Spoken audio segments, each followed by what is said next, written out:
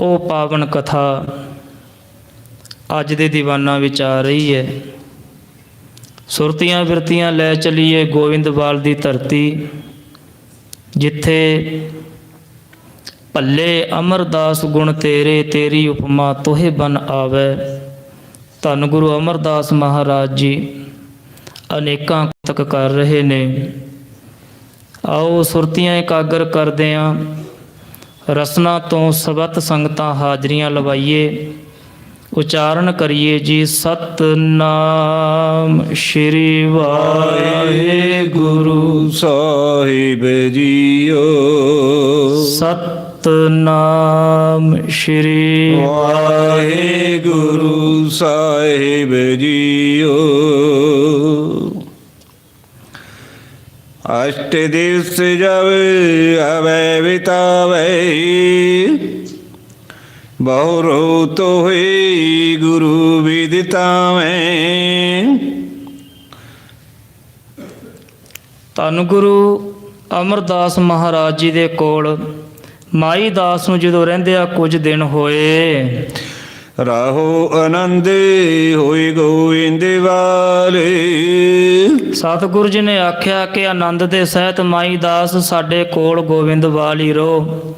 ਸਮਾਂ ਆਵੇਗਾ ਤੁਹਾਨੂੰ ਸਿੱਖੀ ਦਾ ਲੜ ਇੱਕ ਗੁਰਮੁਖ ਪਿਆਰੇ ਦਾ ਫੜਾਵਾਂਗੇ। ਉਹ ਗੁਰਮੁਖ ਪਿਆਰਾ ਜਿਹਦੇ ਲੜ ਅਸੀਂ ਤੁਹਾਡੇ ਲਾਉਣਾ, ਹਜੇ ਸਮਾਂ ਨਹੀਂ ਆਇਆ। ਸਮਾਂ ਆਵੇਗਾ ਮਾਈ ਦਾਸ, ਹਜੇ ਤੁਸੀਂ ਗੋਬਿੰਦਵਾਲ ਹੀ ਰਹੋ। ਮੇਲ ਸਤ ਸੰਗਤ ਸਿੱਖਿਆਂ ਨਾਲ, ਸਤ ਸੰਗਤ ਵਿੱਚ ਸਿੱਖਾਂ ਦੇ ਨਾਲ ਰਹੋ। ਸਤ ਸੰਗਤ ਕਰੋ, ਨਾਮ ਅਭਿਆਸ ਕਰੋ। ਹਾਥ ਜੋਰ ਤਿਨ ਤੈਸੇ ਮਾਨੀ। ਭਾਈ ਮਾਈ ਦਾਸ ਜੀ ਨੇ ਹੱਥ ਜੋੜ ਕੇ ਸਤ ਬਚਨ ਕਰਕੇ ਮਹਾਰਾਜ ਜੀ ਦਾ ਇੱਕ ਇੱਕ ਬਚਨ ਮੰਨ ਲਿਆ। ਰਹਿਓ ਸਮੀਪ ਸੰਦੇਹ ਨਿਹਾਨੀ। ਸਤਿਗੁਰ ਜੀ ਦੇ ਕੋਲ ਰਹਿੰਦਾ, ਜਿਹਦੇ ਮਨ ਦੇ ਸਾਰੇ ਸੰਸ਼ੇ ਜਿਹੜੇ ਨੇ ਉਹ ਦੂਰ ਹੋ ਗਏ। ਭਾਈ ਮਾਈ ਦਾਸ ਬਚਨ ਆਖਿਆ ਕਿ ਹਲੇ ਤੁਸੀਂ ਇੱਥੇ ਹੀ ਰਹਿਣਾ। ਉਹਨਾਂ ਬਚਨਾਂ ਤੇ ਪਹਿਰੇ ਦਿੰਦਾ ਹੋਇਆ ਸਤਿਗੁਰ ਜੀ ਦੇ ਕੋਲ ਹੀ ਰਹਿ ਰਿਹਾ, ਜਿਹਦੇ ਮਨ ਦੇ ਸਾਰੇ ਸੰਦੇਸ਼ੇ ਦੂਰ ਹੋ ਗਏ। ਘਰ ਵਾਪਿਕਾ ਕੀ ਵੜ ਹੋਵੇ। ਭਾਈ ਸਾਹਿਬ ਲਿਖਦੇ ਨੇ ਉਸ ਸਮੇਂ ਬੋਲੀ ਦਾ ਜਿਹੜਾ ਕਾਰਜ ਸੀ ਉਹ ਆਰੰਭ ਹੋਇਆ ਸੀ। ਕਾਰ ਸੇਵਾ ਚੱਲਦੀ ਸੀ ਬੋਲੀ ਦੀ। ਗੋਬਿੰਦਵਾਲ ਸਾਹਿਬ ਦੀ ਧਰਤੀ 'ਤੇ ਜਿੱਥੇ ਬੋਲੀ ਹੈ, 84 ਪੌੜੀਆਂ ਨੇ, ਉਸ ਬੋਲੀ ਦੀ ਜਿਹੜੀ ਕਾਰ ਸੇਵਾ ਉਸ ਸਮੇਂ ਆਰੰਭ ਹੋ ਰਹੀ ਸੀ। ਸਭ ਸੰਗਤ ਸਿਰ ਕਾਰਨ ਤੇ ਢੋਵੇ। ਸਰਬੱਤ ਸੰਗਤਾਂ ਉਸ ਸਮੇਂ ਉਸ ਬੋਲੀ ਦੇ ਵਿੱਚੋਂ ਮਿੱਟੀ ਪੁੱਟਦੀਆਂ, ਸਿਰ ਦੇ ਉੱਤੇ ਢੋਂਦੀਆਂ। ਇਸ ਪ੍ਰਕਾਰ ਸਰਬੱਤ ਸੰਗਤਾਂ ਸੇਵਾ ਕਰਦੀਆਂ। ਖੋਦ ਤੇ ਜਲ ਲਗੇ ਗਏ। ਖੋਦਦਿਆਂ ਕਹਿੰਦੇ ਬੋਲੀ ਬਹੁਤ ਜ਼ਿਆਦਾ ਥੱਲੇ ਨੂੰ ਡੂੰਘੀ ਹੋ ਗਈ, ਤੇ ਜਿੱਥੇ ਕੜ ਸੀ ਉਹ ਜਗ੍ਹਾ ਪਾਣੀ ਵਾਲਾ ਬੋਲੀ ਦਾ ਆ ਗਿਆ। ਇਸ ਪ੍ਰਕਾਰ ਕਹਿੰਦੇ ਜਦੋਂ ਬੋਲੀ ਦਾ ਕੜ ਵਾਲਾ ਉਹ ਅਸਥਾਨ ਆਇਆ, ਘਰ ਰੋਰਨ ਕੋ ਦੇਖਤੇ ਪਾਏ। ਹੁਣ ਸੋਚਦੇ ਨੇ ਕਿ ਕਿਸੇ ਤਰੀਕੇ ਨਾਲ ਇਹ ਜਿਹੜਾ ਕੜ ਹੈ ਇਹ ਭੰਨਿਆ ਜਾਵੇ ਤੇ ਪਾਣੀ ਆ ਜਾਵੇ। ਇਹ ਹੁਣ ਸਭ ਸੋਚਦੇ ਹਨ ਗੁਰੂ ਕੇ ਸਿੱਖ। ਨਹੀਂ ਟੁੱਟੇ ਬਹੁ ਯਤਨ ਕਰਤੇ ਐ। ਬਹੁਤ ਯਤਨ ਕਰਦੇ ਨੇ ਪਰ ਕਿਸੇ ਤੋਂ ਵੀ ਕੜ ਨਾ ਭੰਨਿਆ ਗਿਆ।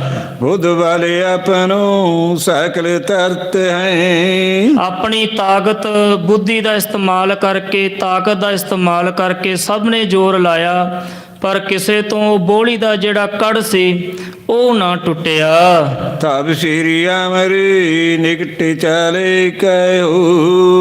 ਉਸ ਸਮੇਂ ਧੰਨ ਗੁਰੂ ਮਹਾਰਾਜ ਅਮਰਦਾਸ ਪਾਤਸ਼ਾਹ ਜੀ ਸਤਿਗੁਰ ਨੇ ਬਿਰਤਾਂਤ ਸਭ ਲਿਓ। ਸਾਰੀ ਗੱਲ ਜਾਣੀ ਕਿ ਕੜ ਨਹੀਂ ਟੁੱਟ ਰਿਹਾ। ਇਹ ਗੱਲ ਮਹਾਰਾਜ ਜੀ ਦੇ ਕੋਲ ਜਦੋਂ ਪਹੁੰਚੀ, ਮਾਣਕ ਚੰਦ ਪਥਰੀਆ ਜਾਤ। ਉਸ ਸਮੇਂ ਇੱਕ ਭਾਈ ਮਾਣਕ ਚੰਦ ਸੀ ਜੋ ਖੱਤਰੀ ਕੁਲ ਦੇ ਵਿੱਚ ਸੀ, ਖੱਤਰੀ ਜਾਤ ਦਾ ਸੀ। ਭਾਈ ਮਾਣਕ ਚੰਦ ਖੱਤਰੀ ਕੁਲ ਸੁੰਦਰ ਦ੍ਰਿੜਗਾਤ। ਬੜਾ ਬਲਵਾਨ ਸਰੀਰ ਸੀ ਉਹਦਾ, ਖੱਤਰੀ ਕੁਲ ਦੇ ਵਿੱਚ ਪੈਦਾ ਹੋਇਆ। ਭਾਈ ਮਾਣਕ ਚੰਦ ਉਹਦਾ ਨਾਮ ਸੀ। ਤੇ ਸੰਗ ਸਤਿਗੁਰ ਕੀਨ ਬਖਾਨੇ।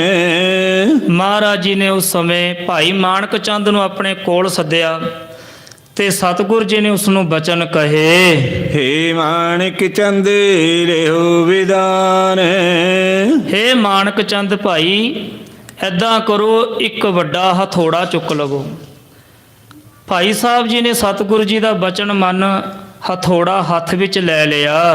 ਕਰੋ ਜੋਰ ਤੇ ਹਥੋ ਬਣਾਏ। ਕਹਿੰਦੇ ਜਾਓ, ਬੋਲੀ ਦੇ ਵਿੱਚ ਪ੍ਰਵੇਸ਼ ਕਰੋ ਤੇ ਤੁਸੀਂ ਜਾ ਕੇ ਇਸ ਹਥੌੜੇ ਦੇ ਨਾਲ ਆਪਣੇ ਬਲ ਨੂੰ ਵਰਤ ਕੇ ਇਹ ਜਿਹੜਾ ਕੜ ਹੈ ਬੋਲੀ ਦਾ, ਇਸ ਨੂੰ ਭੰਨੋ। ਸੁਣ ਕਰ ਚਰਨੇ ਪਰਿਓ ਸਹਿਸਾਏ।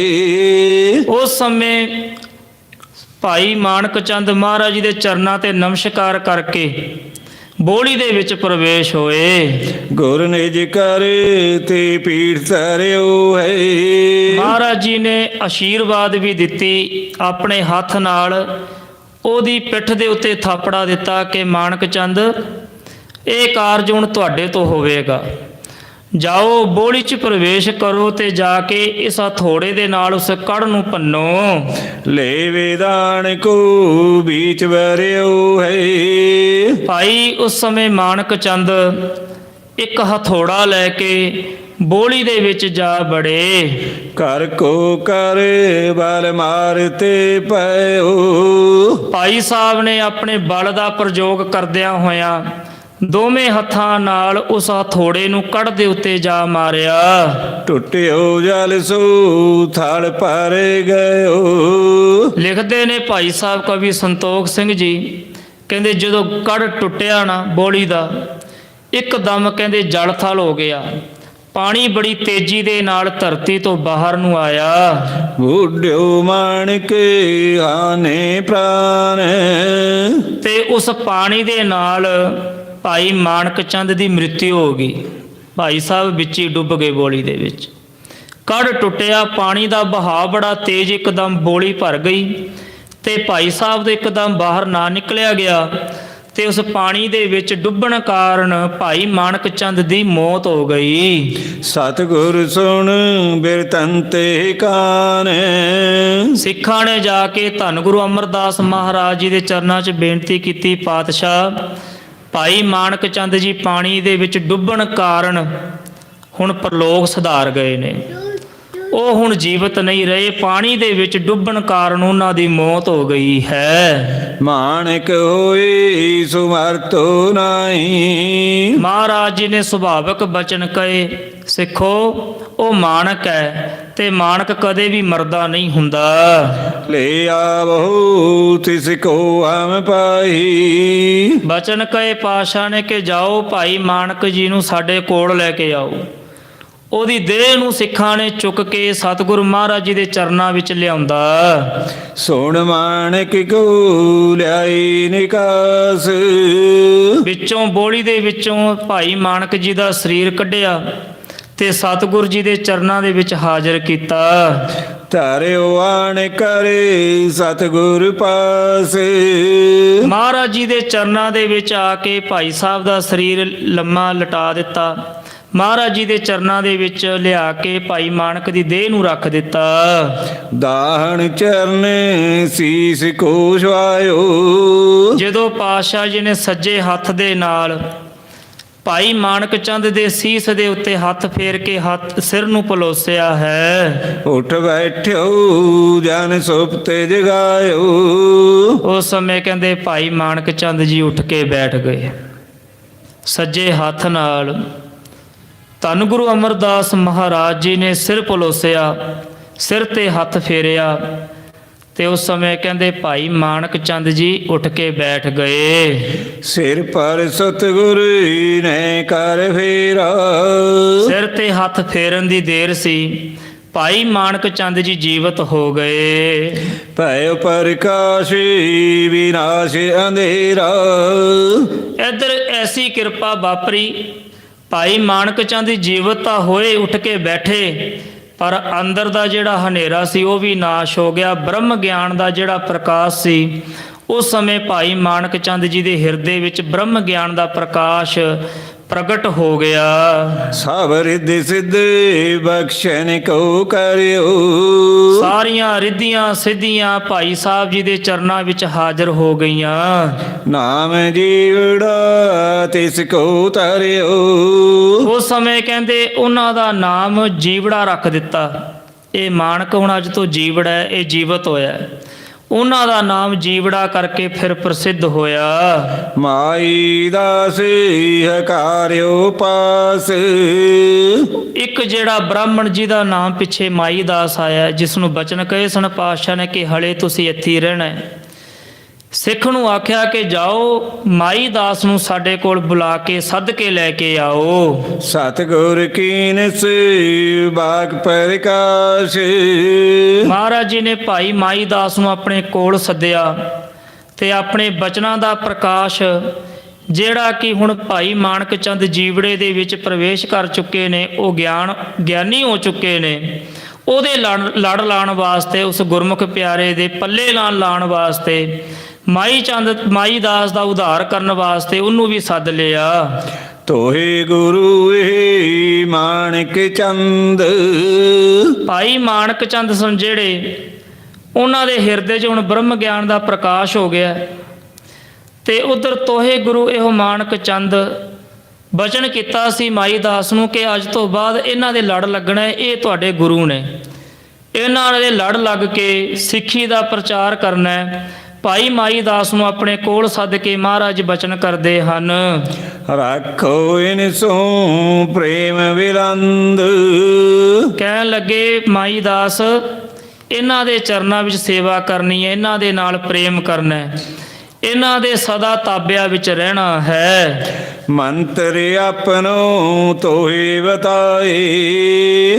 ਮਾਣਕ ਚੰਦ ਤੁਹਾਡੇ ਤੇ ਕਿਰਪਾ ਕਰਨਗੇ, ਤੁਹਾਨੂੰ ਸਿੱਖੀ ਦਾ ਜਿਹੜਾ ਮੂਲ ਮੰਤਰ ਹੈ, ਗੁਰ ਮੰਤਰ ਹੈ, ਉਹ ਦ੍ਰਿੜ ਕਰਵਾਉਣਗੇ।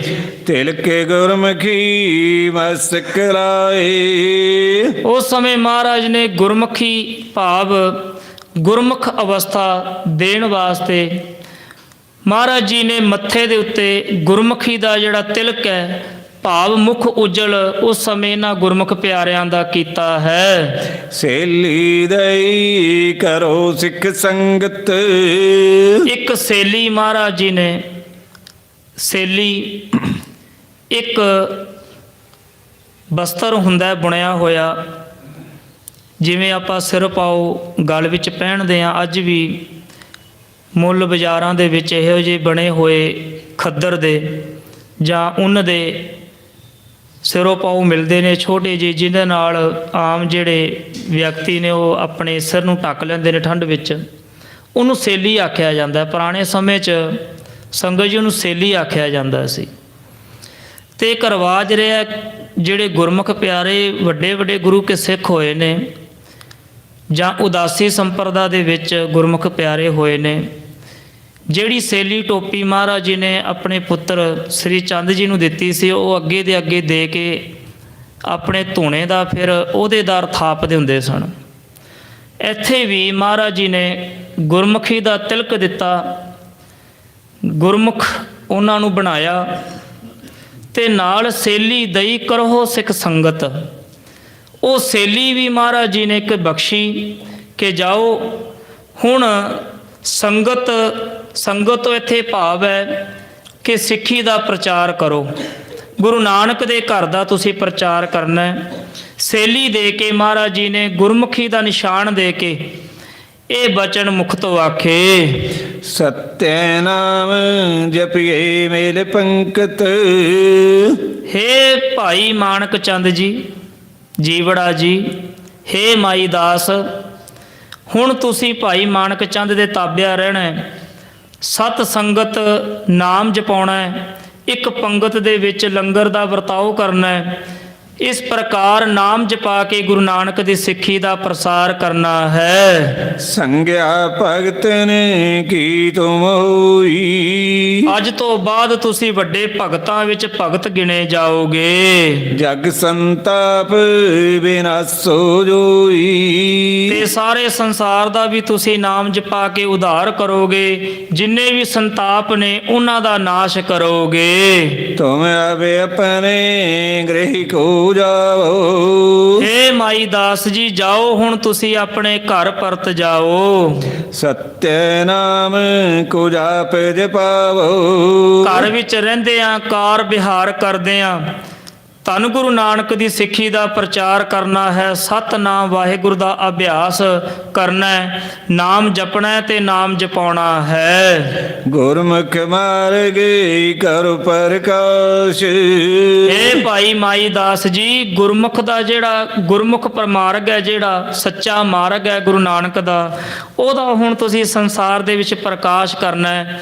ਉਹ ਹੁਣ ਤੁਸੀਂ ਮਾਰਗ ਨੂੰ ਲੋਕਾਂ ਨੂੰ ਵਿਖਾ ਕੇ ਉਹਨਾਂ ਦਾ ਉਧਾਰ ਕਰਨਾ ਹੈ। ਉਸ ਸੱਚੇ ਮਾਰਗ ਦੇ ਉੱਤੇ ਲੋਕਤਾਈ ਨੂੰ ਲਾਣਾ ਹੈ, ਪਾਉਣਾ ਹੈ ਕਿ ਉਹ ਮਾਰਗ ਤੇ ਚੱਲ ਕੇ ਸਤਿਨਾਮ ਵਾਹਿਗੁਰੂ ਦਾ ਅਭਿਆਸ ਕਰਕੇ ਗੁਰਸਿੱਖ ਜਿਹੜੇ ਨੇ ਨਾਨਕ ਦੇ ਕਹੇ ਬਚਨਾਂ ਨੂੰ ਕਮਾ ਕੇ ਮੁਕਤ ਹੋ ਜਾਣ। ਇਸ ਪ੍ਰਕਾਰ ਗੁਰਮੁਖ ਮਾਰਗ ਦਾ ਹੁਣ ਤੁਸੀਂ ਪ੍ਰਕਾਸ਼ ਕਰਨਾ ਹੈ। ਜਹ ਕਹਿ ਹੋਵੇ ਭਗਤ ਨਿਵਾਸ, ਜਿੱਥੇ ਕਿਤੇ ਵੀ ਹੋ ਸਕੇ ਉੱਥੇ ਤੱਕ ਗੁਰੂ ਕੇ ਸੰਗਤ ਸਿੱਖ ਸੰਗਤਾਂ ਦਾ ਨਿਵਾਸ ਕਰਨਾ ਹੈ।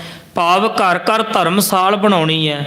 ਨਾਮ ਜਪਣਾ ਹੈ ਤੇ ਨਾਮ ਜਪਾਉਣਾ ਹੈ। ਸੁਣ ਮੁਦ ਮਾਈ ਦਾਸ ਵਿਸਾਲ, ਭਾਈ ਮਾਈ ਦਾਸ ਨੇ ਸਤ ਬਚਨ ਕਰਕੇ ਮਹਾਰਾਜ ਜੀ ਦੇ ਬਚਨ ਸੁਣੇ ਤੇ ਬਹੁਤ ਪ੍ਰਸੰਨ ਹੋਇਆ। ਮਾਣਕ ਕੇ ਪਾਇਨ ਤਤਕਾਲ, ਤੇ ਹੁਕਮ ਹੋਇਆ ਕਿ ਹੁਣ ਤੁਸੀਂ ਭਾਈ ਮਾਣਕ ਚੰਦ ਜੀ ਦੇ ਚਰਨੀ ਲੱਗਿਆ ਰਹਿਣਾ ਹੈ। ਇਹਨਾਂ ਦਾ ਲੜ ਤੁਹਾਨੂੰ ਪਕੜਾ ਰਹੇ ਆ ਤੇ ਇਹਨਾਂ ਦੇ ਨਾਲ ਰਹਿ ਕੇ ਤੁਸੀਂ ਸਤਿਨਾਮ ਵਾਹਿਗੁਰੂ ਦਾ ਅਭਿਆਸ ਕਰਕੇ ਆਪਣੇ ਆਪ ਨੂੰ ਮੁਕਤ ਕਰਨਾ ਹੈ ਤੇ ਨਾਲੇ ਸੰਸਾਰ ਦੇ ਲੋਕਾਂ ਦਾ ਵੀ ਉਧਾਰ ਕਰਨਾ ਹੈ। ਇਹਨਾਂ ਦੇ ਚਰਨਾਂ ਦੇ ਵਿੱਚ ਸਦਾ ਤੁਸੀਂ ਜੁੜਿਆ ਰਹਿਣਾ ਹੈ। ਨਾਮ ਸਿਕਾਰੇ ਕਰ ਹੋ ਸੰਗ, ਮਹਾਰਾਜ ਜੀ ਦੇ ਚਰਨਾਂ 'ਚ ਨਮਸਕਾਰ ਕਰਕੇ ਭਾਈ ਮਾਣਕ ਚੰਦ ਜੀ ਦੇ ਮਗਰੋਂ ਮਗਰ ਭਾਈ ਮਾਈ ਦਾਸ ਜੀ ਹੋ ਤੁਰੇ। ਦੋਨੋਂ ਪ੍ਰਾਪਤ ਆਨੰਦ ਅਪੰਗ, ਕਹਿੰਦੇ ਐਸੇ ਆਨੰਦ ਨੂੰ ਇਹਨਾਂ ਦੋਵਾਂ ਗੁਰਸਿੱਖਾਂ ਨੇ ਪ੍ਰਾਪਤ ਕੀਤਾ ਜੋ ਕਦੇ ਵੀ ਨਾਸ਼ ਨਹੀਂ ਹੋਣ ਵਾਲਾ, ਕਦੇ ਵੀ ਜਿਹਦਾ ਖਾਤਮਾ ਨਹੀਂ ਹੁੰਦਾ। ਇੱਕ ਰਸ ਜੋ ਆਨੰਦ ਐਸਾ ਬਣਿਆ ਰਹਿੰਦਾ ਹੈ, ਆਨੰਦ ਦਾ ਰਸ ਹਿਰਦੇ ਵਿੱਚ, ਉਸ ਆਨੰਦ ਨੂੰ ਇਹਨਾਂ ਨੇ ਪ੍ਰਾਪਤ ਕੀਤਾ। ਭੁਗਤ ਮੁਕਤ ਪ੍ਰਾਪਤ ਕਰ ਮਾਈ, ਭੁਗਤ ਮੁਕਤ ਇਹਨਾਂ ਨੇ ਪ੍ਰਾਪਤ ਕੀਤੀ। ਸਭ ਰਿੱਧੀਆਂ ਸਿੱਧੀਆਂ ਇਹਨਾਂ ਦੇ ਚਰਨਾਂ ਵਿੱਚ ਆਣ ਲੱਗੀਆਂ।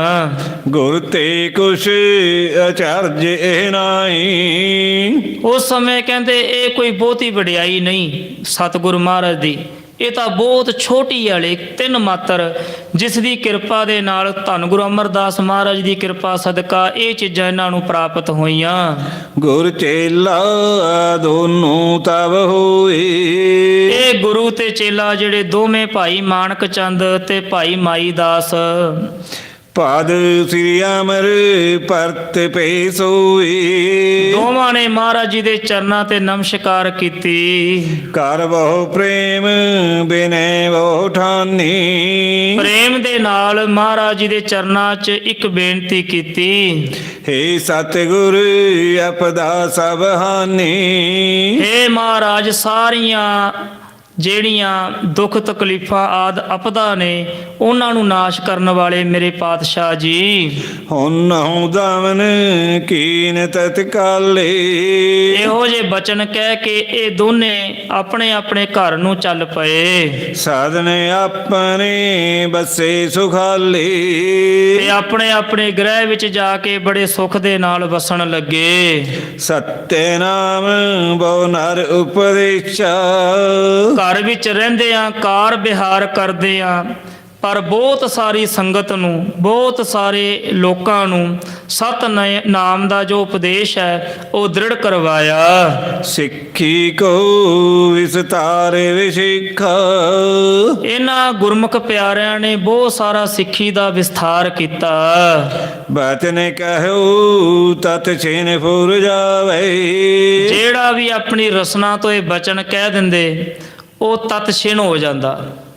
ਐਸੇ ਗੁਰਮੁਖ ਪਿਆਰੇ ਜਿਨ੍ਹਾਂ ਦਾ ਕਿਹਾ ਉਸੇ ਛਿਨ ਹੋ ਜਾਂਦਾ, ਜੋ ਵੀ ਬਚਨ ਕਹਿ ਦਿੰਦੇ ਉਹ ਸਤ ਹੋ ਕੇ ਰਹਿੰਦਾ। ਲੋਕ ਅਨੇਕ ਪੂਜਵੇ ਆਵੇਂ, ਬਹੁਤ ਸਾਰੇ ਸੰਸਾਰ ਦੇ ਲੋਕ ਇਹਨਾਂ ਗੁਰਮੁਖ ਪਿਆਰਿਆਂ ਦੇ ਕੋਲ ਆ ਕੇ ਸਤਨਾਮ ਦਾ ਉਪਦੇਸ਼ ਲੈਂਦੇ ਤੇ ਪੂਜਾ ਆਦਿ ਕਰਦੇ। ਜੋ ਜਾਚੈ ਇਨਕੇ ਟਿਕਿਆਏ, ਜੋ ਵੀ ਇਹਨਾਂ ਦੇ ਕੋਲ ਆ ਕੇ ਮੰਗਦੇ ਉਹ ਇਹਨਾਂ ਨੂੰ ਪ੍ਰਾਪਤ ਹੁੰਦਾ, ਮੁਕਤ ਭੁਗਤ ਦੇ ਧਣੀ ਹੋ ਜਾਂਦੇ। ਹਿਰਦੇ ਮਨੋਰਥ ਤਤ ਛਿਨ ਪਾਏ, ਜੋ ਮਨ ਦੇ ਵਿੱਚ ਮਨੋਰਥ ਹੁੰਦਾ ਉਹ ਵੀ ਛਿਨਾਂ ਦੇ ਵਿੱਚ ਪ੍ਰਾਪਤ ਹੋ ਜਾਂਦਾ। ਹੋਏ ਵਸੋਈ ਕੋ ਦਿਨ ਜਾਵੇ, ਕਦੇ ਕਦਾਰ ਜਦੋਂ ਦਿਨ ਬਣ ਆਉਂਦਾ, ਚੱਲ ਆਵੇਂ ਸਤਿਗੁਰ ਟਿਕ ਤਵੇ। ਜਦੋਂ ਵੀ ਕਦੇ ਗੁਰਸਿੱਖ ਸੰਗਤਾਂ ਗੋਇੰਦਵਾਲ ਇਕੱਠੀਆਂ ਹੁੰਦੀਆਂ, ਦਿਨ ਬਣਦਾ, ਉਸ ਸਮੇਂ ਇਹ ਗੁਰਸਿੱਖ ਪਿਆਰੇ ਵੀ ਧੰਨ ਗੁਰੂ ਅਮਰਦਾਸ ਮਹਾਰਾਜ ਜੀ ਦੇ ਕੋਲ ਹਾਜ਼ਰੀਆਂ ਲਵਾਉਂਦੇ, ਸਤਿਗੁਰ ਜੀ ਦੇ ਚਰਨਾਂ 'ਚ ਹਾਜ਼ਰ ਹੁੰਦੇ। ਦਰਸ਼ਨ ਕਰਨ ਜੀ ਬਿਨੈ ਸੁਨਾਵੇਂ, ਦਰਸ਼ਨ ਕਰਦੇ, ਜੋ ਬੇਨਤੀ ਹੁੰਦੀ ਉਹ ਬੇਨਤੀ ਵੀ ਸਤਿਗੁਰ ਜੀ ਦੇ ਸਨਮੁਖ ਰੱਖਦੇ। ਬਹੁਰ ਆਪਣੇ ਗ੍ਰਹਿ ਕੋ ਜਾਏ, ਸਤਿਗੁਰ ਜੀ ਦੇ ਦਰਸ਼ਨ ਕਰਕੇ ਬਿਨੈ ਕਰਕੇ ਫਿਰ ਆਪਣੇ ਘਰ ਨੂੰ ਵਾਪਸ ਆ ਜਾਂਦੇ। ਭਾਈ ਜਗਤ ਮੈਂ ਬੜ ਬੜਿਆਈ, ਇਹਨਾਂ ਗੁਰਮੁਖ ਪਿਆਰਿਆਂ ਦੀ ਭਾਈ ਮਾਨਕ ਚੰਦ ਤੇ ਭਾਈ ਮਾਈ ਦਾਸ, ਇਹਨਾਂ ਗੁਰਮੁਖ ਪਿਆਰਿਆਂ ਦੀ ਕਹਿੰਦੇ ਸੰਸਾਰ ਦੇ ਵਿੱਚ ਬਹੁਤ ਵੱਡ ਵਡਿਆਈ ਫੈਲਣ ਲੱਗੀ। ਅੰਤ ਸਮੇਂ ਸੁਖ ਸੂਗਤ ਪਾਈ, ਤੇ ਜਦੋਂ ਅਖੀਰਲਾ ਸਮਾਂ ਆਇਆ ਉਸ ਸਮੇਂ ਵੀ ਸੁਖ ਦੇ ਨਾਲ ਸੰਸਾਰ ਨੂੰ ਛੱਡ ਕੇ ਅਕਾਲ ਪੁਰਖ ਪਰਮੇਸ਼ਰ ਵਾਹਿਗੁਰੂ ਜੀ ਦੇ ਚਰਨਾਂ 'ਚ ਦਰਗਾਹ ਦੇ ਕਹਿੰਦੇ ਵਾਸੀ ਬਣੇ। ਸੂਠਾ ਬਖਸ਼ਿਸ਼ ਕਰੇ ਕਿਰਪਾਲੇ, ਸਿੱਖੀ ਪੰਥ ਪ੍ਰਸਿੱਧ ਹਿਤ। ਸਤਿਗੁਰੂ ਮਹਾਰਾਜ ਕਿਰਪਾ ਕਰਦੇ ਨੇ, ਕਿਰਪਾਲੂ ਨੇ, ਆਪਣੇ ਸਿੱਖਾਂ ਦੇ ਉੱਤੇ ਸਿੱਖੀ ਨੂੰ ਪ੍ਰਸਿੱਧ ਕਰਨ ਵਾਸਤੇ, ਸਿੱਖੀ ਦਾ ਵਿਸਥਾਰ ਕਰਨ ਵਾਸਤੇ ਸਦਾ ਸਤਿਗੁਰੂ ਮਹਾਰਾਜ ਕਿਰਪਾ ਕਰਦੇ ਹਨ। ਸੇਵਕ ਹੋ ਤੇ ਨਿਹਾਲ, ਪਾਰ ਬ੍ਰਹਮ ਗੁਰ ਪ੍ਰੇਮ ਚਿੱਤ। ਤੇ ਜਿਹੜੇ ਸੇਵਕ ਨੇ ਉਹ ਪਾਰ ਬ੍ਰਹਮ ਪਰਮੇਸ਼ਰ ਦੇ ਪ੍ਰੇਮ ਦੇ ਵਿੱਚ ਸਦਾ ਰਹਿੰਦੇ ਨੇ, ਆਪਣੇ ਹਿਰਦੇ 'ਚ ਉਸ ਵਾਹਿਗੁਰੂ ਨੂੰ ਸਦਾ ਵਸਾ ਕੇ ਰੱਖਦੇ ਨੇ ਤੇ ਅੰਤ ਨਿਹਾਲ ਹੁੰਦੇ ਹਨ। ਦੋਹਰਾ ਅਕਬਰ ਦੁਰਗ ਚਿਤੌੜ ਕੋ, ਟੁੱਟਿਓ ਨ ਕਰਤੇ ਜੰਗ। ਹੁਣ ਇੱਥੇ ਭਾਈ ਕਵੀ ਸੰਤੋਖ ਸਿੰਘ ਜੀ ਅਗਲੇ ਅਧਿਆਇ ਦੀ ਆਰੰਭਤਾ ਕਰਦੇ ਨੇ। ਅਕਬਰ ਦਾ ਕੁਝ ਵਿਦਾਂਤ ਹੈ ਜਿਹੜਾ ਉਹ ਸੁਣਾਉਂਦੇ ਨੇ। ਕਹਿੰਦੇ ਚਿਤੌੜਗੜ੍ਹ ਦਾ ਜਿਹੜਾ ਕਿਲ੍ਹਾ ਸੀ, ਚਿਤੌੜਗੜ੍ਹ, ਉਹ ਕਿਲੇ ਨੂੰ ਕਹਿੰਦੇ ਫਤਿਹ ਕਰਨ ਵਾਸਤੇ ਅਕਬਰ ਨੇ ਆਪਣੀਆਂ ਫੌਜਾਂ ਸਮੇਤ ਉਸ ਕਿਲੇ ਦੇ ਉੱਤੇ ਹੱਲਾ ਕੀਤਾ, ਪਰ ਕਹਿੰਦੇ ਜੰਗ ਨਾਲ ਉਹ ਕਿਲਾ ਫਤਿਹ ਨਾ ਹੋ ਸਕਿਆ। ਕਾਫੀ ਲੰਮਾ ਸਮਾਂ ਬੀਤ ਗਿਆ ਤੇ ਉਸ ਸਮੇਂ ਅਕਬਰ ਨੇ ਕੁਝ ਅਹਿਲਕਾਰ, ਆਪਣੇ ਸਿਪਾਹੀ ਜਿਹੜੇ ਅਹਿਲਕਾਰ ਸਨ, ਸੂਝਵਾਨ ਸਨ, ਉਹ ਧੰਨ ਗੁਰੂ ਅਮਰਦਾਸ ਮਹਾਰਾਜ ਜੀ ਦੇ ਕੋਲ ਗੋਇੰਦਵਾਲ ਘੱਲੇ ਸਨ। ਉਹ ਹੁਣ ਭਾਈ ਸਾਹਿਬ ਦੱਸ ਰਹੇ ਨੇ ਕਿ ਅਕਬਰ ਦੁਰਗ ਚਿਤੌੜ ਕੋ ਟੁੱਟਿਓ ਨਾ ਕਰਤੇ ਜੰਗ। ਕਾਫੀ ਲੰਮਾ ਸਮਾਂ ਬੀਤ ਗਿਆ ਪਰ ਚਿਤੌੜਗੜ੍ਹ ਦਾ ਜਿਹੜਾ ਕਿਲ੍ਹਾ ਸੀ ਉਹ ਹਲੇ ਫਤਿਹ ਨਾ ਹੋਇਆ। ਸ੍ਰੀ ਸਤਿਗੁਰ ਟਿਕ ਨਰ ਪਠਿਓ, ਬਹੁਤ ਬੇਨਤੀ ਸੰਗ। ਉਸ ਸਮੇਂ ਬਾਦਸ਼ਾਹ ਅਕਬਰ ਨੇ ਆਪਣੇ ਕੁਝ ਅਹਿਲਕਾਰ ਧੰਨ ਗੁਰੂ ਅਮਰਦਾਸ ਮਹਾਰਾਜ ਜੀ ਦੇ ਕੋਲ ਬੇਨਤੀ ਕਰਨ ਵਾਸਤੇ ਘੱਲ ਦਿੱਤੇ ਕਿ ਮੇਰੀ ਤਰਫ ਤੋਂ ਸਤਿਗੁਰੂ ਮਹਾਰਾਜ ਜੀ ਦੇ ਚਰਨਾਂ 'ਚ ਬੇਨਤੀ ਕਰਿਓ ਕਿ ਉਹ ਸਾਡੇ ਸਹਾਈ ਹੋਣ। ਅਕਬਰ ਬਾਦਸ਼ਾਹ ਬੇਸ਼ੱਕ ਭਾਵੇਂ ਮੁਸਲਮਾਨ ਸੀ, ਪਰ ਉਸ ਸਮੇਂ ਦੀ ਜਿਹੜੀ ਨੀਤੀ ਸੀ ਉਹਦੀ, ਉਹ ਬੜੀ ਚੰਗੀ ਸੀ। ਅਕਬਰ ਦੀ ਜਿਹੜੀ ਨੀਤੀ ਸੀ, ਹਾਲਾਂਕਿ ਉਹਦੇ ਪੁੱਤਰ ਜਹਾਂਗੀਰ ਦੀ ਨੀਤੀ ਨਹੀਂ ਸੀ ਚੰਗੀ, ਉਹਨੇ ਬੜੇ ਜ਼ੁਲਮ ਕੀਤੇ ਨੇ। ਧੰਨ ਗੁਰੂ ਅਰਜਨ ਦੇਵ ਮਹਾਰਾਜ ਨੂੰ ਸ਼ਹੀਦ ਕੀਤਾ ਤੱਤੀ ਤਵੀ ਤੇ ਬਿਠਾ ਕੇ, ਪਰ ਅਕਬਰ ਜਿਹੜਾ ਸੀ ਉਹਦੀ ਨੀਤੀ ਬੜੀ ਵਧੀਆ ਸੀ। ਉਹ ਫਿਰ ਵੀ ਹਿੰਦੁਸਤਾਨ ਦੀ ਸਰ ਜ਼ਮੀਨ ਦੇ ਉੱਤੇ ਚਾਹੁੰਦਾ ਸੀ ਕਿ ਹਰ ਇੱਕ ਧਰਮ ਨੂੰ ਆਪਣੀ ਆਪਣੀ ਆਜ਼ਾਦੀ ਹੋਵੇ ਅਤੇ ਸਭ ਮਿਲ ਕੇ ਹਿੰਦੁਸਤਾਨ ਦੇ ਵਿੱਚ ਰਹਿਣ। ਇਹ ਉਹਦੀ ਨੀਤੀ ਸੀ, ਇੱਕ ਪਾਲਿਸੀ ਸੀ ਉਹਦੀ ਇੱਕ। ਇਸ ਪ੍ਰਕਾਰ ਇਸੇ ਨੀਤੀ ਨੂੰ ਅਪਣਾਉਂਦਾ ਹੋਇਆ ਉਹ ਗੁਰੂ ਘਰ ਦਾ ਸ਼ਰਧਾਲੂ ਵੀ ਸੀ। ਕੁਝ ਸਤਿਗੁਰੂ ਮਹਾਰਾਜ ਜੀ ਦੇ ਕੋਲ ਉਹਨੇ ਆਪਣੇ ਅਹਿਲਕਾਰ ਘੱਲ ਦਿੱਤੇ ਕਿ ਮੇਰੀ ਤਰਫ ਤੋਂ ਮਹਾਰਾਜ ਜੀ ਦੇ ਚਰਨਾਂ 'ਚ, ਧੰਨ ਗੁਰੂ ਅਮਰਦਾਸ ਪਾਤਸ਼ਾਹ ਦੇ ਚਰਨਾਂ 'ਚ ਬੇਨਤੀ ਕਰਿਓ। ਚੌਪਈ ਪੀਰ ਫਕੀਰ ਪ੍ਰਥਮ ਬਹੁ ਸੇਵਈ। ਪਹਿਲਾਂ ਵੀ ਪੀਰਾਂ ਫਕੀਰਾਂ ਨੂੰ ਇਹ ਸੇਵਦਾ ਸੀ, ਉਹਨਾਂ ਦੀ ਸੇਵਾ ਆਦਿ ਕਰਦਾ ਸੀ। ਹੋਏ ਪ੍ਰਸੰਨ ਸਭਿਨ ਵਰ ਦੇਵੈ। ਤੇ ਪ੍ਰਸੰਨ ਹੋ ਕੇ ਸਭ ਇਹਨੂੰ ਵਰ ਵੀ ਦਿੰਦੇ ਸਨ। ਨਹੀਂ ਫਤਿਹ ਪਾ ਦੁਰਗੀ ਚਿਤੌਰ। ਪਰ ਕਹਿੰਦੇ ਜਦੋਂ ਚਿਤੌੜਗੜ੍ਹ ਦੇ ਕਿਲ੍ਹੇ ਨੂੰ ਫਤਿਹ ਕਰਨ ਦੀ ਗੱਲ ਹੋਈ, ਉਸ ਸਮੇਂ ਕਿਸੇ ਦੇ ਵਰ ਨੇ, ਦੁਆਵਾਂ ਨੇ ਕੰਮ ਨਾ ਕੀਤਾ, ਚਿਤੌੜਗੜ੍ਹ ਦਾ ਕਿਲ੍ਹਾ ਫਤਿਹ ਨਾ ਹੋਇਆ। ਅਬ ਮੈਂ ਸ਼ਰਨ ਹਾਥ ਕੋ ਜੋਰ। ਤੇ ਬੇਨਤੀ ਕਰਨ ਵਾਸਤੇ ਅਹਿਲਕਾਰਾਂ ਨੂੰ ਸਮਝਾਇਆ ਕਿ ਜਾ ਕੇ ਮੇਰੇ ਵੱਲੋਂ ਇਹ ਬੇਨਤੀ ਕਰਿਓ ਕਿ ਮੈਂ ਹੁਣ ਤੁਹਾਡੀ ਸ਼ਰਨ ਵਿੱਚ ਆਇਆ, ਹੱਥ ਜੋੜ ਕੇ ਤੁਹਾਨੂੰ ਬੇਨਤੀ ਕਰਦਾ ਹਾਂ।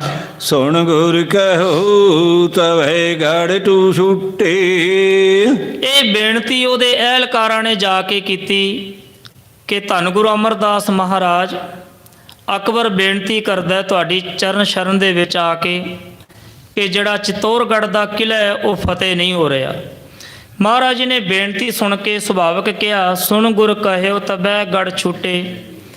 ਮਹਾਰਾਜ ਨੇ ਬਚਨ ਕਹੇ ਕਿ ਇਹ ਕਿਲ੍ਹਾ ਉਸ ਸਮੇਂ ਫਤਿਹ ਹੋਵੇਗਾ।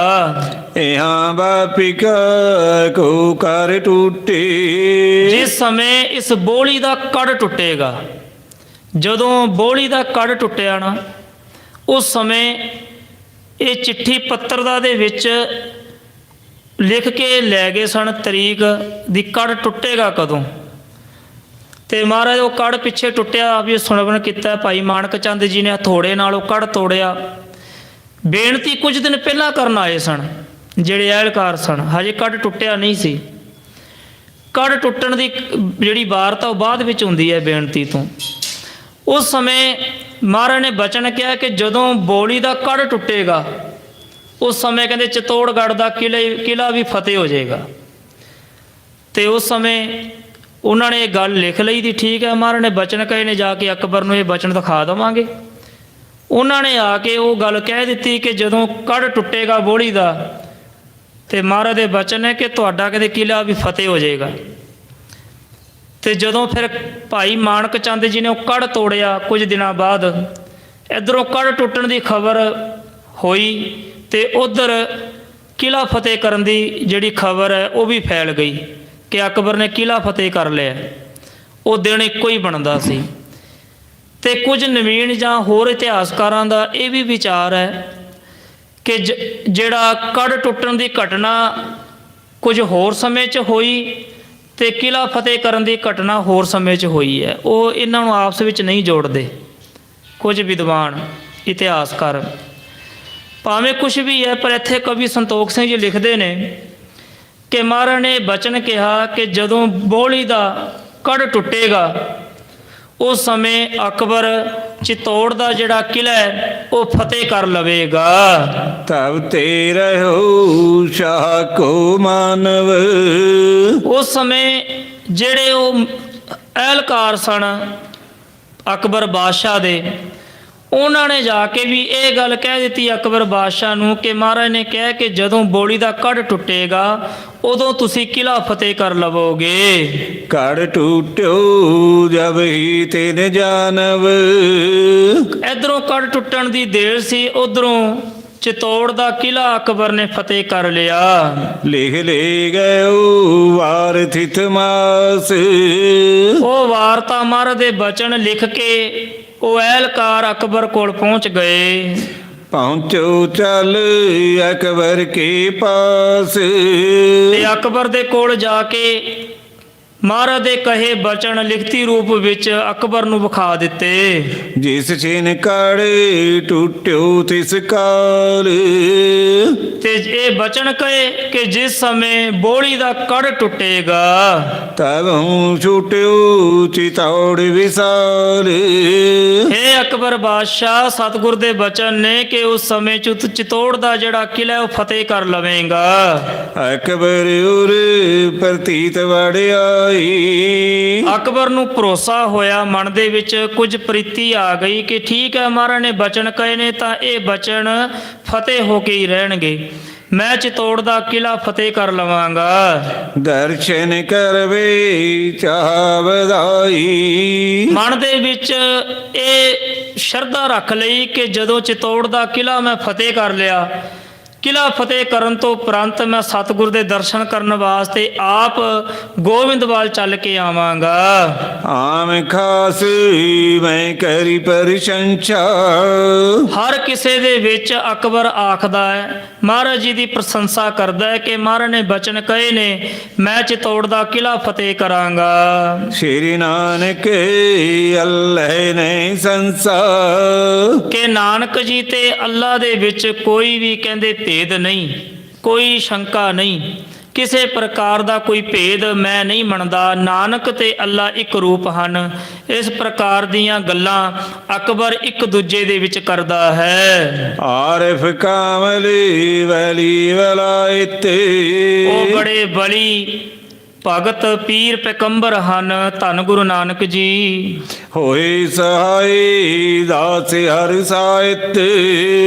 ਤੇ ਹਰ ਸਮੇਂ ਹਰ ਘੜੀ ਉਹ ਆਪਣੇ ਦਾਸਾਂ ਦੇ ਸਹਾਈ ਹੁੰਦੇ ਨੇ। ਧੰਨ ਗੁਰੂ ਨਾਨਕ ਜੀ ਦਾ ਇਹ ਬਿਰਧ ਹੈ ਕਿ ਹਰ ਸਮੇਂ ਉਹ ਆਪਣੇ ਦਾਸਾਂ ਦੇ ਸਹਾਈ ਹੋ ਕੇ ਮਹਾਰਾਜ ਜੀ ਕਿਰਪਾ ਕਰਦੇ ਨੇ। ਹਿੰਦੂ ਮੁਸਲਮਾਨ ਤੇ ਨਾਰੀ। ਭਾਵੇਂ ਕੋਈ ਹਿੰਦੂ ਹੈ ਭਾਵੇਂ ਕੋਈ ਮੁਸਲਮਾਨ ਹੈ, ਉਹਨਾਂ ਨੂੰ ਇਸ ਗੱਲ ਦਾ ਕੋਈ ਫਰਕ ਨਹੀਂ ਪੈਂਦਾ, ਉਹ ਸਭ ਤੇ ਕਿਰਪਾ ਕਰਦੇ ਨੇ। ਉਹ ਐਸੇ ਨਿਆਰੇ ਮੇਰੇ ਪਾਤਸ਼ਾਹ ਧੰਨ ਗੁਰੂ ਨਾਨਕ ਜੀ ਹਨ।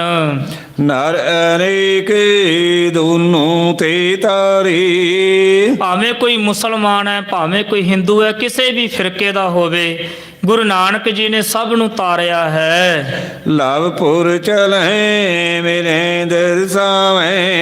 ਇਹ ਮਨ ਦੇ ਵਿੱਚ ਵਿਚਾਰ ਕਰਦਾ ਹੈ ਅਕਬਰ ਕਿ ਮੈਂ ਆਪ ਚੱਲ ਕੇ ਲਾਹੌਰ ਗੋਬਿੰਦਵਾਲ ਧਰਤੀ ਤੇ ਸਤਿਗੁਰ ਜੀ ਦੇ ਦਰਸ਼ਨ ਕਰਾਂਗਾ। ਏਮ ਨਿਸ਼ਚੈ ਕਰ ਪ੍ਰੇਮ ਵੜਾਏ। ਇਹ ਨਿਸ਼ਚੇ ਕਰਕੇ ਬਹੁਤੇ ਪ੍ਰੇਮ ਦੇ ਵਿੱਚ ਮਗਨ ਹੋ ਕੇ ਅਕਬਰ ਆਖਦਾ ਹੈ, ਬੱਸੀ ਖੱਤਰੀ ਗੰਗੂ ਨਾਮਾ। ਹੁਣ ਭਾਈ ਸਾਹਿਬ ਲਿਖਦੇ ਨੇ ਕਿ ਉਸ ਸਮੇਂ ਲਾਹੌਰ ਦੇ ਵਿੱਚ ਇੱਕ ਬਸੀ ਦਾ ਰਹਿਣ ਵਾਲਾ ਖੱਤਰੀ ਬ੍ਰਾਹਮਣ ਜਿਹਦਾ ਨਾਂ ਗੰਗੂ ਸ਼ਾਹ ਸੀ, ਉਹ ਰਹਿੰਦਾ ਸੀ।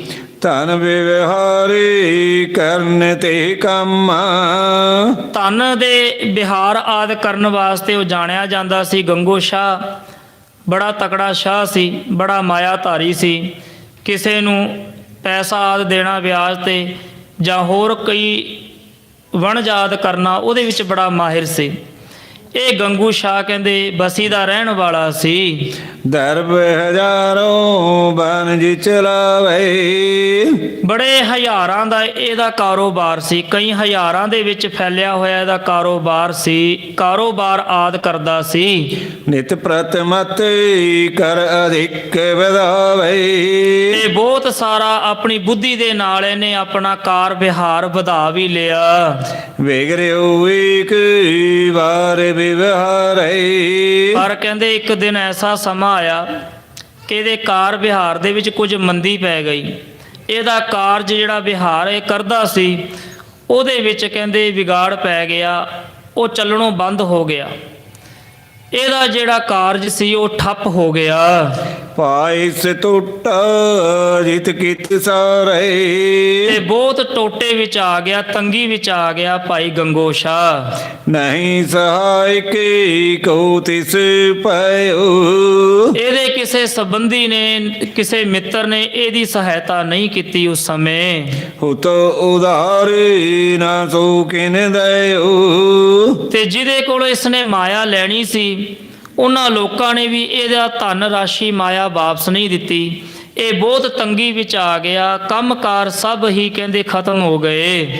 ਬੜਾ ਕਸ਼ਟ ਹੋਇ ਇਸ ਮਨ ਮਾਹੀ। ਤੇ ਮਨ ਕਰਕੇ ਬੜਾ ਦੁਖੀ ਹੋਇਆ, ਬੜੇ ਕਸ਼ਟਾਂ ਦੇ ਵਿੱਚ ਇਹਦਾ ਸਮਾਂ ਚੱਲ ਪਿਆ। ਸੋ ਉਪਚਾਰੇ ਚਲਿਓ ਤਿਸ ਨਾਹੀ। ਉਪਚਾਰ ਤਾਂ ਬੜੇ ਕਰਦਾ ਹੈ ਪਰ ਕੋਈ ਵੀ ਇਹਦਾ ਕੀਤਾ ਉਪਚਾਰ ਨਹੀਂ ਚੱਲ ਰਿਹਾ। ਨਿਜ ਕੁਟੰਬ ਸੰਬੰਧੀਆਨ। ਕਿਸੇ ਵੀ ਇਹਦੇ ਸੰਬੰਧੀ ਨੇ, ਰਿਸ਼ਤੇਦਾਰ ਨੇ ਇਹਦੇ ਕੋਲ ਆ ਕੇ ਦੀ ਸਹਾਇਤਾ ਨਹੀਂ ਕੀਤੀ। ਹਰ ਜਿਨ ਸੰਗੇ ਬਨਜ ਕੋ ਠਾਨ। ਹਾਲਾਂਕਿ ਉਹ ਵੀ ਕਾਰ ਵਿਹਾਰ ਕਰਦੇ ਸਨ ਪਰ ਇਹਦੇ ਕਿਸੇ ਨੇ ਵੀ ਸਹਾਇਤਾ ਨਹੀਂ ਕੀਤੀ। ਸਖਾ ਆਦਿ ਸਭ ਤੇ ਦੁਖ ਪਾਇਸ। ਸਾਰਿਆਂ ਦੇ ਕੋਲੋਂ ਜਦੋਂ ਇਹਨੇ ਦੁਖੀ ਹੋ ਕੇ, ਸਭ ਨੇ ਦੁਖੀ ਦਿੱਤਾ, ਕੋਈ ਪੈਸਾ ਲੈ ਗਿਆ, ਮਾਇਆ ਲੈ ਗਿਆ, ਉਹਨੇ ਵਾਪਸ ਨਾ ਕੀਤੀ। ਉਧਾਰ ਸੌਦਾ ਲੈ ਗਿਆ, ਉਹ ਵਾਪਸ ਮਾਇਆ ਨਾ ਹੋਈ। ਬਹੁਤ ਤੰਗੀ ਦੇ ਵਿੱਚ ਜਦੋਂ ਇਹਦਾ ਸਮਾਂ ਆ ਗਿਆ ਭਾਈ ਗੰਗੋਸ਼ਾ ਦਾ। ਟੇਕਿਓ ਨ ਪਗੇ ਕਰ ਰਹੂ ਉਪਾਇਸ। ਉਸ ਸਮੇਂ ਬੜੇ ਉਪਾਅ ਤਾਂ ਕੀਤੇ ਪਰ ਕੋਈ ਵੀ ਉਪਾਅ ਇਹਦਾ ਸਫਲ ਨਾ ਹੋਇਆ। ਚੌਂ ਦੇਸ਼ ਤੇ ਜਬ ਸੰਕਟ ਪਰਿਓ। ਚੌਂ ਤਰਫੋਂ ਜਦੋਂ ਭਾਰੀ ਸੰਕਟ ਆਣ ਖਲੋ ਗਏ। ਸਤਿਗੁਰੂ ਸੁਜਸ ਸਰਵਣ ਤੈਨ ਕਰਿਓ। ਉਸ ਸਮੇਂ ਧੰਨ ਗੁਰੂ ਅਮਰਦਾਸ ਮਹਾਰਾਜ ਜੀ ਦਾ ਜਸ ਭਾਈ ਗੰਗੋਸ਼ਾ ਨੇ ਸੁਣਿਆ ਕਿ ਗੁਰੂ ਨਾਨਕ ਜੀ ਦੀ ਗੱਦੀ ਤੇ ਤੀਜੇ ਸਰੂਪ ਧੰਨ ਗੁਰੂ ਅਮਰਦਾਸ ਮਹਾਰਾਜ ਇਸ ਸਮੇਂ ਬਿਰਾਜ ਰਹੇ ਨੇ। ਜੋ ਵੀ ਬਚਨ ਕਰ ਦੇਣ ਉਹ ਬਚਨ ਕਹਿੰਦੇ ਸੁਭਾਵਕ ਪੂਰੇ ਹੋ ਜਾਂਦੇ ਨੇ। ਜੋ ਉਹਨਾਂ ਦੀ ਚਰਨਾਂ ਦੇ ਵਿੱਚ ਜਾ ਕੇ ਬੇਨਤੀ ਕਰੇਗਾ ਉਹਦੇ ਕਾਰਜ ਰਾਸ ਹੋ ਜਾਂਦੇ ਨੇ। ਇਸ ਪ੍ਰਕਾਰ ਦਾ ਜਦੋਂ ਜਸ ਭਾਈ ਗੰਗੋਸ਼ਾ ਨੇ ਸੁਣਿਆ। ਸ਼ੋਰ ਸਵਨ ਕੋ ਨਿਕਸਿਓ ਕੈਸੇ। ਉਸ ਸਮੇਂ ਸਭ ਸੰਬੰਧੀਆਂ ਨੂੰ ਛੱਡ ਕੇ, ਪਰਿਵਾਰ ਨੂੰ ਛੱਡ ਕੇ ਇਹ ਗੋਬਿੰਦਵਾਲ ਧਰਤੀ ਤੇ ਚੱਲ ਕੇ ਮਹਾਰਾਜ ਜੀ ਦੇ ਕੋਲ ਆਇਆ। ਫਸਿਓ ਜਾਲ ਚਖ ਤਿਆਗਿਓ ਜੈਸੇ। ਕਹਿੰਦੇ ਇਉਂ ਇਹਨੇ ਆਪਣਾ ਸਭ ਸੰਬੰਧੀ ਪਰਿਵਾਰ ਛੱਡ ਦਿੱਤਾ ਜਿਵੇਂ ਕੋਈ ਮੱਛਲੀ ਜਾਲ ਵਿੱਚ ਫਸੀ ਹੋਈ ਨਿਕਲ ਜਾਵੇ। ਹੁਣ ਬੜਾ ਦੁਖੀ ਸੀ, ਸੰਬੰਧੀਆਂ 'ਚ ਫਸਿਆ ਹੋਇਆ ਹੈ, ਮਾਇਆ ਦੀ ਤੰਗੀ ਹੈ, ਕਾਰ ਵਿਹਾਰ ਠੱਪ ਹੋ ਚੁੱਕੇ ਨੇ। ਤੇ ਮਹਾਰਾਜ ਜੀ ਦਾ ਜਸ ਸੁਣ ਕੇ ਗੋਬਿੰਦਵਾਲ ਧਰਤੀ ਤੇ ਚੱਲ ਕੇ ਆਇਆ। ਔਰ ਸ੍ਰੀ ਅਮਰੀ ਆਸਿਕ ਤਾਰੀ। ਇਹਦੇ ਮਨ ਦੇ ਵਿੱਚ ਇੱਕ ਆਸ ਬੱਝੀ ਕਿ ਧੰਨ ਗੁਰੂ ਅਮਰਦਾਸ ਮਹਾਰਾਜ ਮੇਰੇ ਤੇ ਕਿਰਪਾ ਕਰਨਗੇ। ਹੁਣ ਉਹੀ ਮੇਰਾ ਆਸਰਾ ਸਹਾਰਾ ਨੇ। ਚੱਲ ਗੰਗੂ ਸ਼ਾਹ ਚੱਲ ਕੇ ਧੰਨ ਗੁਰੂ ਅਮਰਦਾਸ ਮਹਾਰਾਜ ਜੀ ਦੇ ਕੋਲ ਬੇਨਤੀ ਕਰ, ਕੀ ਪਤਾ ਤੇਰਾ ਪਾਰ ਉਤਾਰਾ ਹੋ ਜਾਵੇ, ਤੇਰਾ ਉਧਾਰ ਹੋ ਜਾਵੇ। ਇਹ ਜਾਣ ਕੇ ਮਨ ਵਿੱਚ ਇਹ ਸ਼ਰਧਾ ਧਾਰ ਕੇ ਗੋਬਿੰਦਵਾਲ ਸਾਹਿਬ ਚੱਲ ਕੇ ਭਾਈ ਗੰਗੂ ਸ਼ਾਹ ਆਇਆ। ਪਰੋਂ ਸ਼ਰਨ ਹੋਏ ਦੁਖ ਤੇ ਪਾਰੀ। ਮੈਂ ਜਾ ਕੇ ਸਤਿਗੁਰ ਦੀ ਸ਼ਰਨ ਪਵਾਂਗਾ ਤੇ ਮੇਰੇ ਦੁੱਖ ਜਿਹੜੇ ਨੇ ਉਹ ਕੱਟੇ ਜਾਣਗੇ। ਦ੍ਰਿੜ ਪ੍ਰਤੀਤ ਤਰ ਦਰਸ਼ਨ ਆਇਓ। ਦ੍ਰਿੜ ਵਿਸ਼ਵਾਸ ਕਰਕੇ ਮਹਾਰਾਜ ਜੀ ਦੇ ਦਰਸ਼ਨ ਕਰਨ ਵਾਸਤੇ ਗੋਬਿੰਦਵਾਲ ਸਾਹਿਬ ਚੱਲ ਕੇ ਭਾਈ ਗੰਗੋਸ਼ਾ ਆ ਗਿਆ। ਪ੍ਰਥਮ ਦੇਗ ਤੇ ਭੋਜਨ ਖਾਇਓ। ਸਭ ਤੋਂ ਪਹਿਲਾਂ ਭਾਈ ਸਾਹਿਬ ਜੀ ਨੇ ਜਾ ਕੇ ਭੋਜਨ ਛਕਿਆ, ਲੰਗਰ ਦੇ ਵਿੱਚ ਪ੍ਰਸ਼ਾਦਾ ਪਾਣੀ ਛਕਿਆ। ਧੰਨ ਗੁਰੂ ਅਮਰਦਾਸ ਮਹਾਰਾਜ ਜੀ ਤੋਂ ਇੱਕ ਸਿਧਾਂਤ ਚੱਲਿਆ ਸੀ, ਕਹਿੰਦੇ ਪਹਿਲਾਂ ਪੰਗਤ ਪਾਛੈ ਸੰਗਤ। ਇਹ ਸਿਧਾਂਤ ਧੰਨ ਗੁਰੂ ਅਮਰਦਾਸ ਮਹਾਰਾਜ ਜੀ ਦੇ ਵੇਲੇ ਚੱਲਿਆ ਕਿ ਪਹਿਲਾਂ ਲੰਗਰ ਪਾਣ ਛਕੋ ਤੇ ਫਿਰ ਸੰਗਤ ਕਰੋ। ਲੰਗਰ ਪਾਣ ਛਕਿਆ ਹੋਵੇਗਾ, ਮਨ ਤ੍ਰਿਪਤ ਹੋਵੇਗਾ, ਕਿਸੇ ਪ੍ਰਕਾਰ ਦੀ ਭੁੱਖ ਆਦਿ ਜਦੋਂ ਖਤਮ ਹੋ ਕੇ ਤੰਗ ਨਹੀਂ ਕਰੇਗੀ ਤੇ ਉਦੋਂ ਫਿਰ ਭਜਨ ਬੰਦਗੀ ਦੇ ਵਿੱਚ ਵੀ ਸੁਭਾਵਕ ਹੈ ਕਿ ਮਨ ਇਕਾਗਰ ਹੋਵੇਗਾ। ਮਹਾਰਾਜ ਨੇ ਇਹ ਸਿਧਾਂਤ ਚਲਾਇਆ ਸੀ ਕਿ ਪਹਿਲਾਂ ਪੰਗਤ ਪਾਛੈ ਸੰਗਤ। ਉਸ ਸਿਧਾਂਤ ਨੂੰ ਮੁੱਖ ਰੱਖ ਕੇ ਜਦੋਂ ਵੀ ਕੋਈ ਬਾਹਰੋਂ ਗੁਰਮੁਖ ਪਿਆਰਾ ਗੋਬਿੰਦਵਾਲ ਸਾਹਿਬ ਆਉਂਦਾ ਤਾਂ ਗੁਰੂ ਕੇ ਸਿੱਖ ਸਭ ਤੋਂ ਪਹਿਲਾਂ ਉਸ ਸੱਜਣ ਨੂੰ ਲੰਗਰ ਦੇ ਵਿੱਚ ਲੰਗਰ ਛਕਾਉਂਦੇ, ਭੋਜਨ ਪਾਣ ਕਰਵਾ ਕੇ ਫਿਰ ਮਹਾਰਾਜ ਜੀ ਦੇ ਦਰਸ਼ਨਾਂ ਨੂੰ ਲੈ ਕੇ ਜਾਂਦੇ। ਇੱਥੇ ਭਾਈ ਗੰਗੋ ਸ਼ਾਹ ਵੀ ਪਹਿਲਾਂ ਭੋਜਨ ਪਾਣੀ ਛਕ ਕੇ ਤ੍ਰਿਪਤ ਹੋਇਆ। ਪ੍ਰੇਮ ਧਾਰੇ ਪੁਨ ਗਮਨਿਓ ਪਾਸ, ਫਿਰ ਮਹਾਰਾਜ ਜੀ ਦੇ ਕੋਲ ਦਰਸ਼ਨ ਕਰਨ ਵਾਸਤੇ ਹਾਜ਼ਰ ਹੋਇਆ। ਦੇਖੇ ਜਬ ਮਨ ਭਇਓ ਹੁਲਾਸ, ਮਹਾਰਾਜ ਜੀ ਦੇ ਜਦੋਂ ਦਰਸ਼ਨ ਕੀਤੇ ਤੇ ਬਹੁਤ ਹੀ ਮਨ ਇਹਦਾ ਖੜਾਓ ਵਿੱਚ ਆ ਗਿਆ। ਮਹਾਰਾਜ ਜੀ ਦਾ ਚਿਹਰਾ ਵੇਖ ਕੇ ਭਾਈ ਗੰਗੋ ਸ਼ਾਹ ਪ੍ਰਸੰਨ ਹੋਇਆ, ਬੜਾ ਹੁਲਾਸ ਵਿੱਚ ਆ ਗਿਆ। ਤਰਾਹੀ ਤਰਾਹੀ ਕਰ ਸ਼ਰਨੀ ਪਰਿਓ, ਮਨ ਦੇ ਵਿੱਚ ਦ੍ਰਿੜ ਵਿਸ਼ਵਾਸ ਸੀ ਕਿ ਇੱਥੇ ਹੀ ਮੇਰਾ ਪਾਰ ਉਤਾਰਾ ਹੋਵੇਗਾ ਔਰ ਕਿਤੇ ਵੀ ਮੈਂ ਨਹੀਂ ਬਖਸ਼ਿਆ ਜਾ ਸਕਦਾ, ਸਤਿਗੁਰ ਮੇਰੇ ਤੇ ਕਿਰਪਾ ਕਰਨਗੇ। ਇਹ ਦ੍ਰਿੜ ਵਿਸ਼ਵਾਸ ਸੀ। ਉਸ ਸਮੇਂ ਹੱਥ ਜੋੜ ਕੇ ਉੱਚੀ ਉੱਚੀ ਕਹਿਣ ਲੱਗਿਆ, ਤਰਾਹੇ ਤਰਾਹੇ ਕਰ ਸ਼ਰਣੀ ਪਰਿਓ, ਮਹਾਰਾਜ ਰੱਖਿਆ ਕਰੋ, ਮੈਨੂੰ ਰੱਖ ਲਓ। ਇਉਂ ਬਚਨ ਕਹਿ ਕੇ ਭਾਈ ਗੰਗੋ ਸ਼ਾਹ ਮਹਾਰਾਜ ਜੀ ਦੇ ਚਰਨਾਂ ਦੇ ਉੱਤੇ ਲੇਟ ਗਿਆ। ਗੁਰ ਪਗ ਪੰਕਜ ਪਰ ਸਿਰ ਧਰਿਓ, ਮਹਾਰਾਜ ਜੀ ਦੇ ਚਰਨ ਕਮਲਾਂ ਦੇ ਉੱਤੇ ਆਪਣਾ ਸਿਰ ਟਿਕਾ ਲਿਆ ਭਾਈ ਗੰਗੋ ਸ਼ਾਹ ਨੇ। ਬੈਠੋ ਨਿਕਟੇ ਕਹਿਓ ਗੁਰੂ ਦਿਆਰ, ਮਹਾਰਾਜ ਜੀ ਨੇ ਭਾਈ ਗੰਗੋ ਸ਼ਾਹ ਦੇ ਇਸ ਤਰੀਕੇ ਨੂੰ ਵੇਖ ਕੇ ਉਠਾਇਆ ਤੇ ਆਪਣੇ ਕੋਲ ਨਜ਼ਦੀਕ ਮਹਾਰਾਜ ਜੀ ਨੇ ਬਿਠਾ ਲਿਆ ਕਿ ਭਾਈ ਕੌਣ ਹੈ? ਗੰਗੋ ਸ਼ਾਹ। ਭਾਈ ਬੈਠੋ, ਸਾਡੇ ਕੋਲ ਬੈਠ ਜਾਓ। ਮਹਾਰਾਜ ਦਿਆਲੂ ਕਿਰਪਾਲੂ ਪਾਤਸ਼ਾਹ ਜੀ ਨੇ ਆਪਣੇ ਕੋਲ ਨਜ਼ਦੀਕ ਭਾਈ ਗੰਗੋ ਸ਼ਾਹ ਨੂੰ ਬਿਠਾ ਲਿਆ। ਕਹੋ ਗੰਗੋ ਕਿਆ ਤੋਰ ਹਵਾਲੇ, ਹਾਂ ਭਾਈ ਗੰਗੋ ਸ਼ਾਹ ਕੀ ਹੋਇਆ ਦੱਸ। ਸਾਰੀ ਉਹਦੀ ਸੁੱਖ ਸ਼ਾਂਤ ਮਹਾਰਾਜ ਜੀ ਨੇ ਪੁੱਛੀ, ਦੁੱਖ ਤਕਲੀਫ ਉਹਦੀ ਜਾਣੀ। ਇਸ ਪ੍ਰਕਾਰ ਮਹਾਰਾਜ ਪਾਤਸ਼ਾਹ ਜੀ ਨੇ ਭਾਈ ਗੰਗੋ ਸ਼ਾਹ ਨੂੰ ਉਹਦੇ ਆਉਣ ਦਾ ਕਾਰਨ ਪੁੱਛਿਆ। ਮਹਾਰਾਜ ਜੀ ਨੇ ਕਿਰਪਾ ਕੀਤੀ, ਬਚਨ ਕੀਤੇ ਸਣ ਕੇ ਜਾਓ ਦਿੱਲੀ ਦੀ ਧਰਤੀ ਤੇ ਜਾ ਕੇ ਵਾਸਾ ਕਰੋ, ਉੱਥੇ ਆਪਣਾ ਕਾਰਜ ਵਿਹਾਰ ਦੁਬਾਰਾ ਆਰੰਭ ਕਰੋ। ਭਾਈ ਗੰਗੋ ਸ਼ਾਹ ਨੇ ਦਿੱਲੀ ਵਿੱਚ ਵਿਖੇ ਜਾ ਕੇ ਦੁਬਾਰਾ ਕਾਰ ਵਿਹਾਰ ਆਰੰਭ ਕੀਤੀ। ਬਹੁਤ ਧਨੀ ਹੋ ਗਿਆ ਤੇ ਇੱਕ ਬ੍ਰਾਹਮਣ ਦੀ ਲੜਕੀ ਦਾ ਵਿਆਹ ਸੀ ਤੇ ਮਹਾਰਾਜ ਜੀ ਤੋਂ ਕੁਝ ਮਾਇਆ ਦੀ ਉਹਨੇ ਮੰਗ ਕੀਤੀ। ਪਾਤਸ਼ਾਹ ਜੀ ਨੇ ਇੱਕ ਹੁੰਡੀ ਲਿਖ ਕੇ ਗੰਗੋ ਸ਼ਾਹ ਵੱਲ ਭੇਜ ਦਿੱਤਾ ਸੀ ਤੇ ਗੰਗੋ ਸ਼ਾਹ ਹੰਕਾਰੀ ਹੋ ਗਿਆ ਮਾਇਆ ਕਰਕੇ। ਮਾਇਆ ਧਾਰੀ ਅਤ ਅੰਨਾ ਬੋਲਾ, ਗੁਰਬਾਣੀ ਦੇ ਬਚਨ ਨੇ ਕਿ ਮਾਇਆ ਧਾਰੀ ਅੰਨਾ ਤੇ ਬੋਲਾ ਹੋ ਜਾਂਦਾ, ਨਾ ਕਿਸੇ ਦੀ ਸੁਣਦਾ ਤੇ ਨਾ ਉਹ ਵੇਖਦਾ। ਗੰਗੋ ਸ਼ਾਹ ਨੇ ਉਸ ਸਮੇਂ ਉਸ ਬ੍ਰਾਹਮਣ ਨੂੰ ਜਵਾਬ ਦੇ ਦਿੱਤਾ ਸੀ ਮਾਇਆ ਦੇਣ ਤੋਂ, ਤੇ ਮਹਾਰਾਜ ਜੀ ਨੇ ਫਿਰ ਬਚਨ ਕਹੇ ਸਨ ਗੰਗੋ ਸ਼ਾਹ ਨੂੰ। ਤੇ ਦੁਬਾਰਾ ਫਿਰ ਇਹ ਕੰਗਾਲ ਹੋਇਆ, ਮਹਾਰਾਜ ਜੀ ਦੇ ਕੋਲ ਆਇਆ। ਫਿਰ ਇਹਨੂੰ ਬ੍ਰਹਮ ਗਿਆਨ ਮਹਾਰਾਜ ਜੀ ਨੇ ਬਖਸ਼ਿਸ਼ ਕੀਤਾ, ਇਹਦੀ ਮੁਕਤ ਕੀਤਾ ਇਸ ਨੂੰ। ਤੇ ਫਿਰ ਮਹਾਰਾਜ ਜੀ ਦੇ ਚਰਨਾਂ 'ਚ ਹੀ ਰਹਿ ਕੇ ਇਸਨੇ ਸੇਵਾ ਕੀਤੀ, ਸਿੱਖੀ ਦਾ ਪ੍ਰਚਾਰ ਕੀਤਾ। ਇਹਨੇ ਫਿਰ ਵਪਾਰ ਕਰਨਾ ਛੱਡ ਦਿੱਤਾ। ਤੋ ਉਹ ਪਾਵਨ ਜਿਹੜੀ ਕਥਾ ਹੈ ਉਹ ਅਗਲੇ ਪ੍ਰਸੰਗਾਂ ਦੇ ਵਿੱਚ ਕੱਲ੍ਹ ਦੇ ਦੀਵਾਨਾਂ 'ਚ ਆਪਾਂ ਸ਼ਰਵਣ ਕਰਾਂਗੇ।